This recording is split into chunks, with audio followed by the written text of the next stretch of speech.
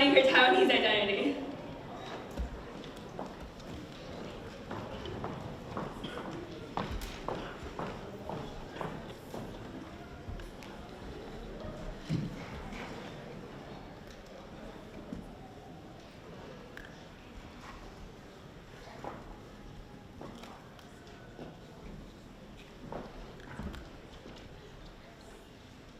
My mother's parents used to tell me a story.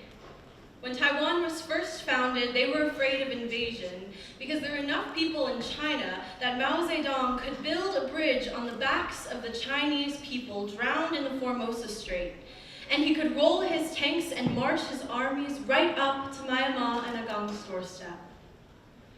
My mother's parents came to America when they were 18 years old. Their suitcases empty, but for a language they refused to teach my mother, the language of the elders, of white sun on blue sky, a language of bitter hate, of fiery tongues lashing against the ears of their 2 daughters. The only words my mother knows in Taiwanese are ungrateful and stupid. This language held just out of reach like the grapes of Roman gods, now shriveled and sour. Because time has softened their mouths as well as their teeth, my grandparents do not remember why my brother and I don't know their histories, the street they live on, their first names. I have learned more about my culture from the glossy pages of a world history textbook than I have ever heard from their parted lips.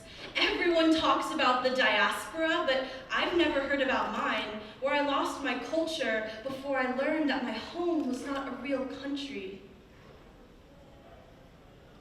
My grandparents do not remember because they forget they're the ones who are responsible.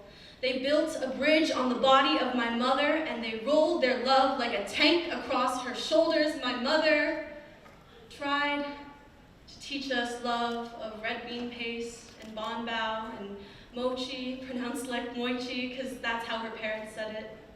When the flavors of her favorite food coat my throat or her cooking leaves me sour, I remind myself of the taste of conditional love and I hold my tongue.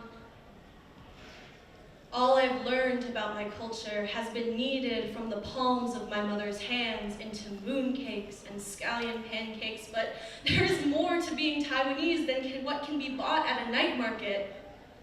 For this, I have promised to take back my culture, if not for myself, then for my mother. When I go to Taiwan for the first time, I will take my mother with me. It will be her first time too.